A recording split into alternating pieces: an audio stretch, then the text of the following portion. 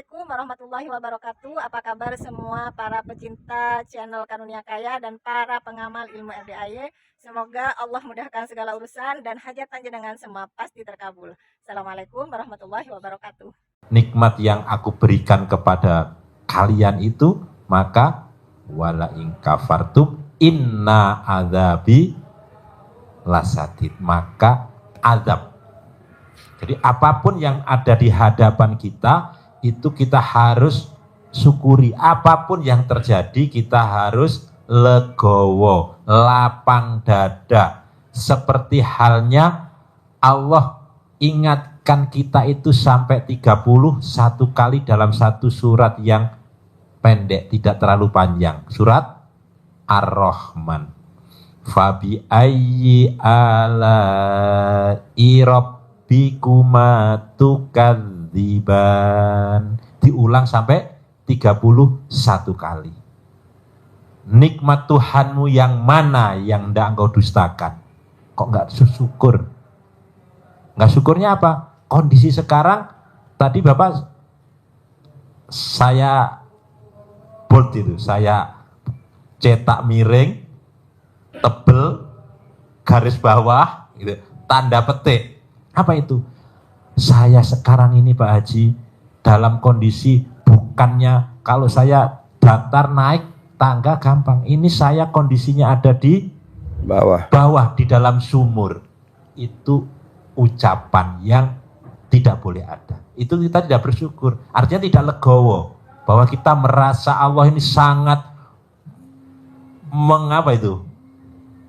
menghinakan, menjolimin kita, ya tidak memberikan nikmat kepada kita. Sementara yang sering disampaikan Pak Haji, kita masih bisa mendengar, kita masih bisa melihat, kita masih bisa diberi nafas, kita masih diberi sehat, umur panjang.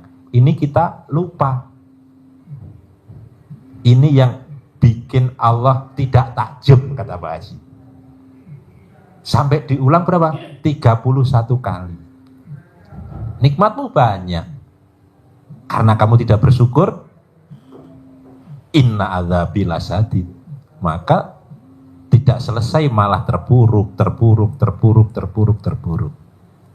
Punya hutang,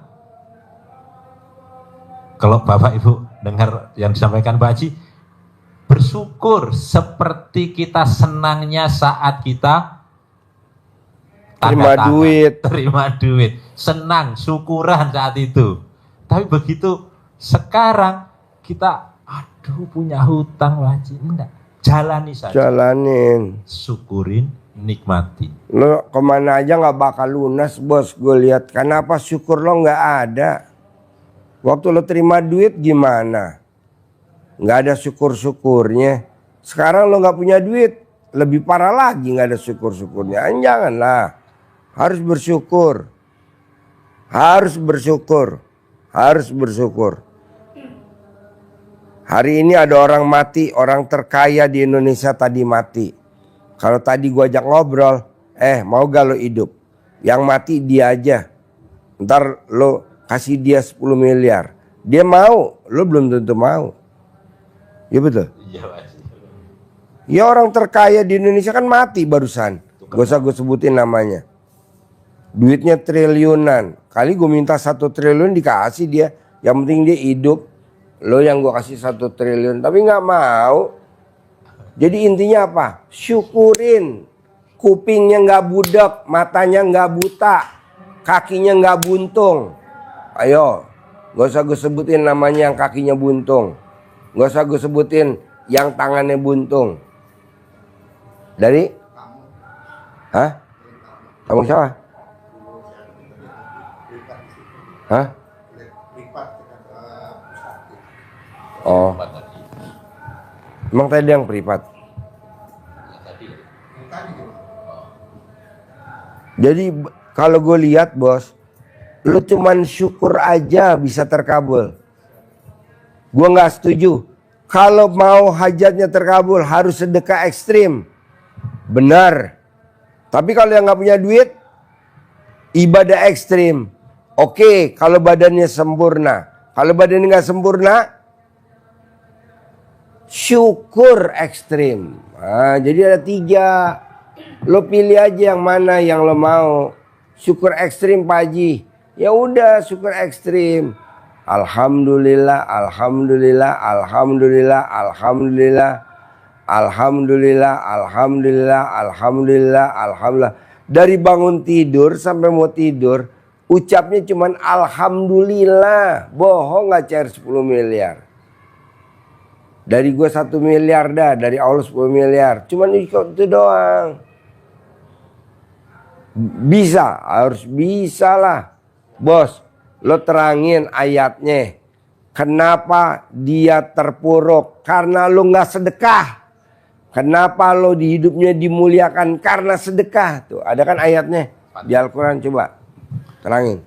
Iya, jadi kita memang harus evaluasi ya, evaluasi kenapa. Tapi tidak boleh menengok masa lalu menjadi terus akhirnya jadi ngeluh.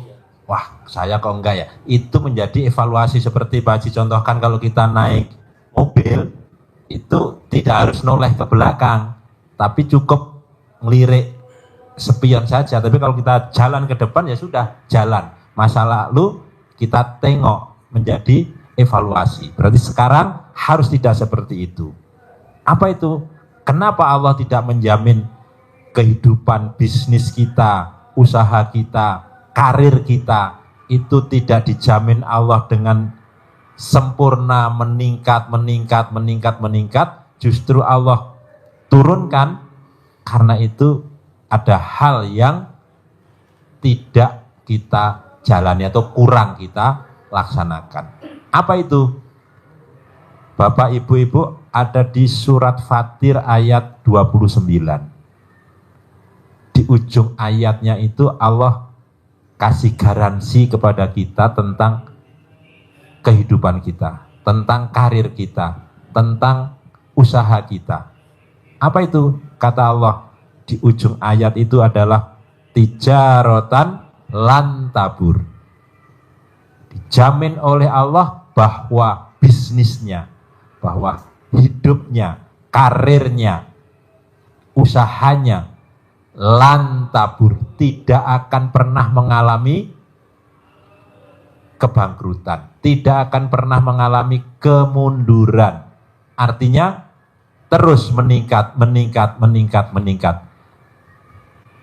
Siapa yang diberi jaminan oleh Allah itu? 3. Kalau kita tidak melakukan ini, maka Allah lepas, tidak memberikan jaminan. Siapa itu? Ada 3 hal yang sering Pak Haji sampaikan. Yang pertama adalah orang yang sudah Bapak sebutkan tadi selalu baca Quran. Selalu. Tapi tidak berharap ibadah kita. Tapi tidak boleh dengan kita ngeluh. Yang kedua, sholat. Nah, yang ketiga adalah orang yang bersedekah. Orang yang bersedekah. Dalam keadaan apa sedekahnya? Di surat Ali Imran ayat 134. Orang yang dicintai Allah itu orang yang bersedekah dalam keadaan lapang maupun sempit. Innalladzina yunfikuna fis-sarra'i wad-dharra'i. Dalam keadaan lapang. Dulu pas Bapak Ibu dalam keadaan lapang, sedekahnya seperti apa? Nah, kalau ternyata sudah tetapi kurang gede, nah berarti memang belum, akan menurun diingatkan. Sekarang dalam keadaan sempit, tetap harus sedekah. Kenapa? Karena untuk bisa dimuliakan Allah atau dihinakan Allah bukan karena apa-apa, karena kata Allah kalla balatuk rimunal yatim. Saat dimuliakan itu orang ngomongnya Rabbi akraman, Allah memuliakanku. Saat dihinakan Allah, Rabbi ahanan. Allah tidak memuliakanku, Allah menghinakanku. Bukan karena Allah tidak adil, tetapi dijawab oleh Allah ayat yang berikutnya itu, kalla balatuk rimunal yatim. Tidak demikian. Itu terjadi karena latuk rimuna, karena kamu tidak memuliakan al yatim, tidak memuliakan anak-anak yatim. Apalagi kondisi sedang darurat, maka sedekah kita harus tepat sasaran. Kemana? Ke anak yatim. Supaya ayat ini menguatkan kita. Aminnya anak yatim mengaminkan, mendorong hajat dan doa kita. Tapi yang bikin kita tidak terkabul sama sekali, kita suka ngomong begini bos. Kan saya sudah sedekah ke anak yatim. Mampus, gak bakal terkabul. Kok begitu Pak Haji? Lah itu kenapa diungkit? Yang udah terjadi ya udah, itu kan masa lalu. Pada saat kita kasih pemaparan, ini kan pemaparan nih. Ayatnya ada di Al-Quran. Langsung kita ngebatin. Kan gue udah sedekah ke anak yatim. Jawab sama malaikat. Mampus lo gak bakal terkabul. Kok gitu Pak Haji? Bales-balesan. TikTok. Ya betul. Jangan bos. Kita nih suka apa bos? Suka pembenaran. Gue udah sedekah. Gak gitu. Gue udah salat subuh. Gak gitu. Gue udah tahajud. Gue udah baca Quran. Gak ada. Yang bisa nilai kan Allah. Ngapain kita sebagai manusia suka pembuktian? Nah kita suka lawan, counter. Saya udah tahajud. Kok belum terkabul? Pahala tahajud lo buat nutup aib lo. Sedekah lo buat nutup aib lo, bukan untuk terkabul. Kalau yang terkabul belum ada. Kan lo gue tutup aib lo. Tapi karena lo sedekahnya kurang, kata Allah, buka aibnya. Kena OTT KPK. Ya betul? Sebenarnya yang ketangkap KPK banyak bos. Karena ketutup aja aibnya. Ya betul? Iya. Yang nggak ketutup ya kena KPK. Kalau yang ketutup enggak. Banyak nggak? Banyak bos. Ribuan. Makanya kan orang, saya udah tahajud Pak Haji. Itu buat nutup aib lo.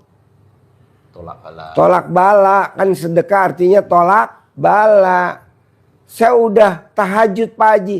Itu buat nutup penyakit lo. Itu buat nutup kejelekan lo. Tapi kan kita selalu protes sama Allah. Saya udah tahajud. Saya udah sedekah. Belum terkabul sampai hari ini. Nggak akan terkabul. Kok gitu? Ya lu nyeprotes kan itu buat nutupin kekurangan lu kemarin. Makanya kebanyakan orang sedekah. Tutup aib saya, tutup aib saya, tutup aib saya. Kan yang tahu aibnya cuma lu sama Allah. Dia juga nggak tahu. Aibnya ibu juga yang tahu cuma ibu sama Allah, dia nggak tahu. Coba lo gelar. Nggak mungkin percaya dia punya aib. Yang hanya tahu cuman kita. Ya betul? Iya. Ini padang kita protes. Saya sudah tahajud. Nggak bakal terkabul. Saya udah sedekah habis-habisan. Nggak akan terkabul. Itu kan buat nutup kekurangan kita. Iya betul? Kejelekan kita. Orang bolongnya di mana-mana. Menyembuhkan penyakit. Coba terangin. Iya, jadi hasil dari pahala yang kita jalani dari sholat, dari sedekah, dari ibadah-ibadah yang lain, tadi diterangkan Pak Haji, bisa jadi tidak mesti langsung kita tuntut, saya punya hajat ini. Bisa jadi, ini pasti, ibadah yang kita lakukan ini, hasilnya untuk tadi, pertama, menghapus dosa-dosa masa lalu kita. Satu. Yang kedua, untuk menutup aib-aib kita. Yang ketiga, untuk menolak bala atas malapetaka yang akan menimpa kita. Karena kita sedekah, karena kita ibadah, maka kita harusnya kena bala, kita tertutup oleh Allah, jadi tidak kena bala. Menutup, mengobati sakit-sakit yang harusnya kita kena sakit. Tapi karena kita sedekah, karena kita ibadah, maka harusnya tadi Pak Haji sampaikan, telinga kita nggak budak. Mata kita harusnya nggak bisa lihat, kita masih bisa lihat. Otak kita masih bisa encer, masih pikun, masih bisa komunikasi lancar, masih bisa beraktivitas. Ini. Nah, kita syukur apa enggak? Kalau ini semua kita syukuri, semuanya sudah ketutup semuanya, maka akhirnya luber. Jalan maju. Dikerucuk terus kan? Kotoran yang ada di sini, akhirnya inilah hajat kita luberannya ini. Bos, kalau syukur tuh kalau kayak orang dayung. Syukur. Jalan enggak? Jalan. Syukur kayak orang dayung. Tapi kalau kita nggak bersyukur, nggak dayung, nggak jalan. Dayung kayak gini, kayak orang berenang aja nih. Badia qobliyah. Tuh, jalan. Kalau gue lihat lo syukurnya kurang, bos. Sifat 18 lo masih ada nih bertiga. Sifat 18 lo masih ada.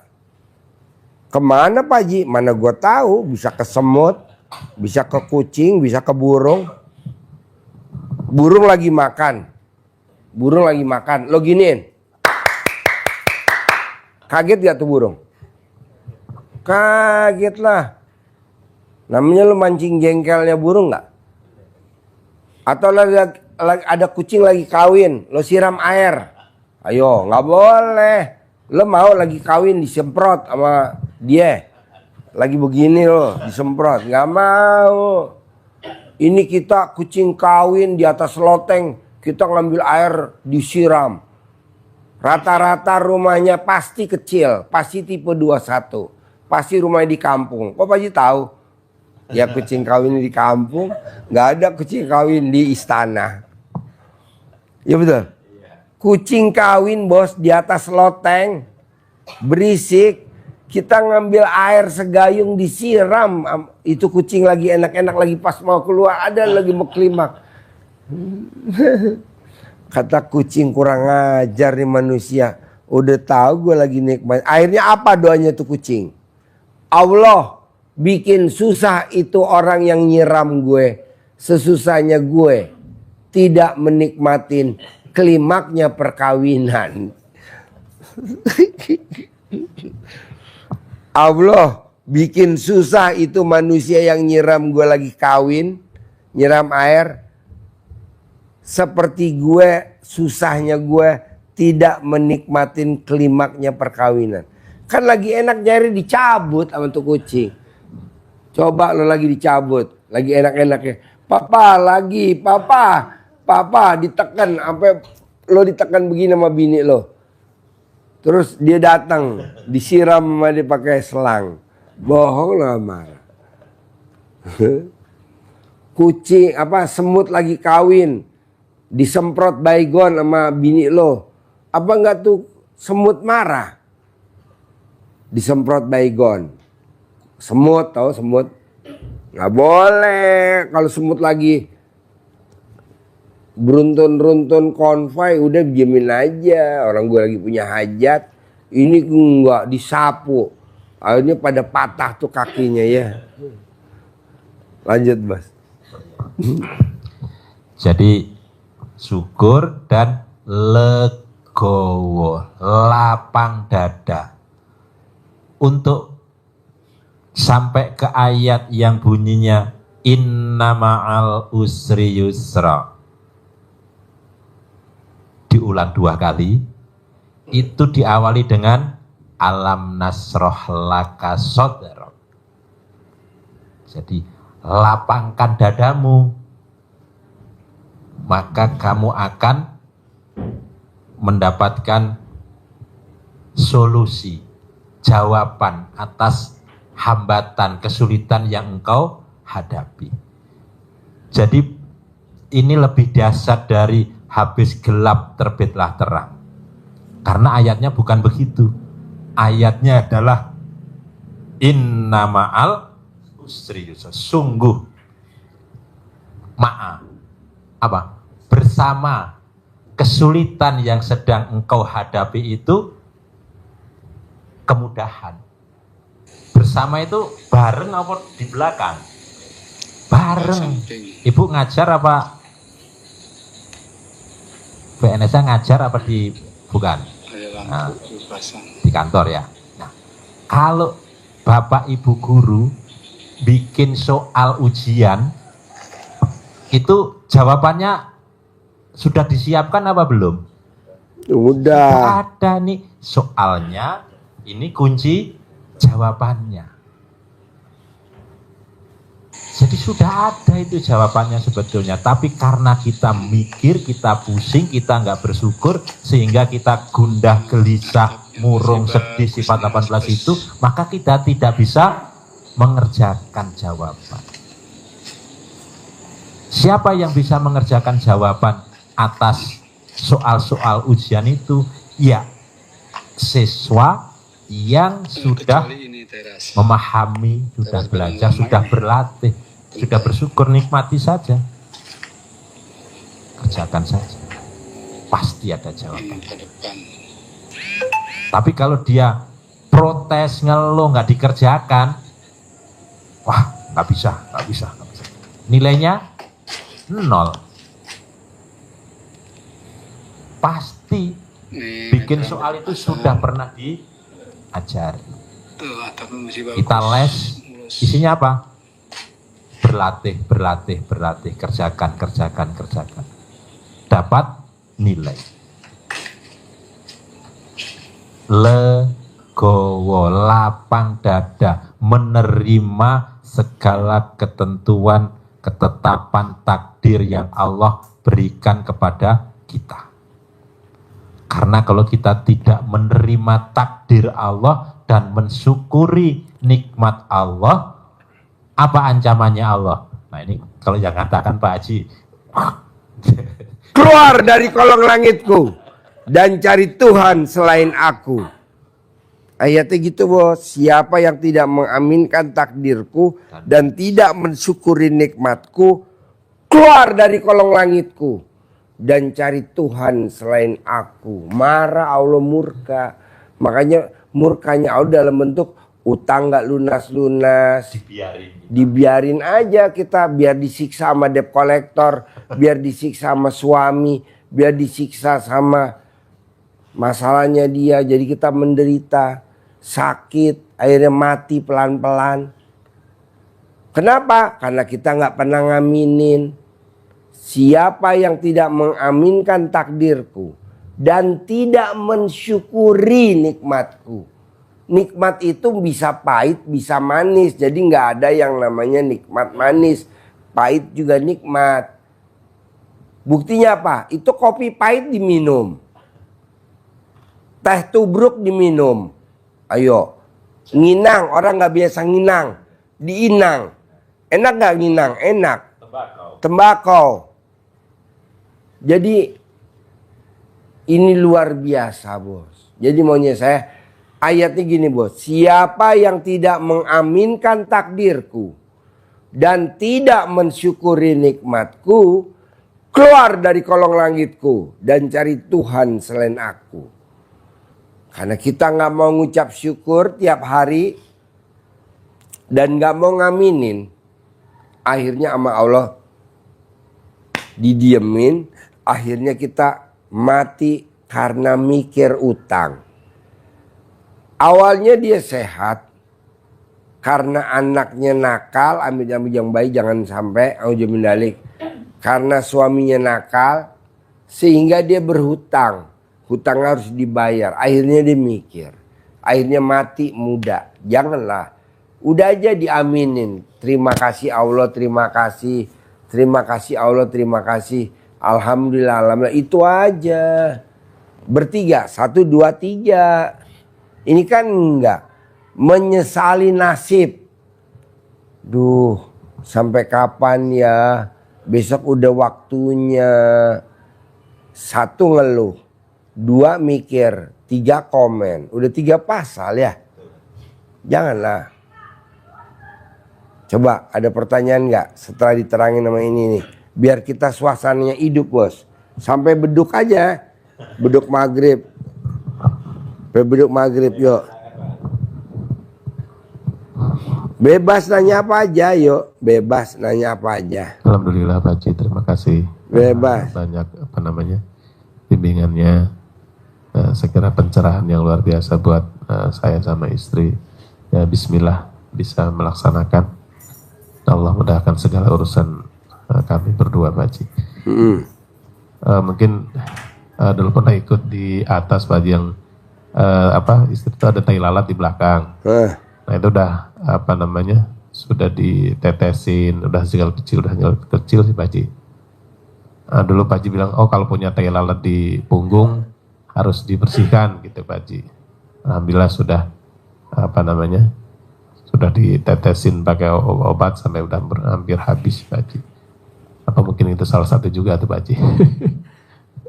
Orang yang punya tai lalat di alat kelamin, utangnya nggak bakal lunas-lunas. Orang yang punya tai lalat di payudara, utangnya nggak akan lunas-lunas. Orang yang bangun kuburan, utangnya nggak akan lunas-lunas kalau dia belum nikahin anak. Orang yang bangun rumah, bedah rumah, kalau belum nikahin anak, utangnya nggak bakal lunas-lunas. Orang yang jadi saksi pernikahan tetangganya atau saudaranya jadi saksi pernikahan, kalau dia belum ngawinin anak, utangnya nggak bakal lunas-lunas. Itu udah baku. Sampai kapanpun, walaupun tai lalatnya dihilangin nggak bakal lunas.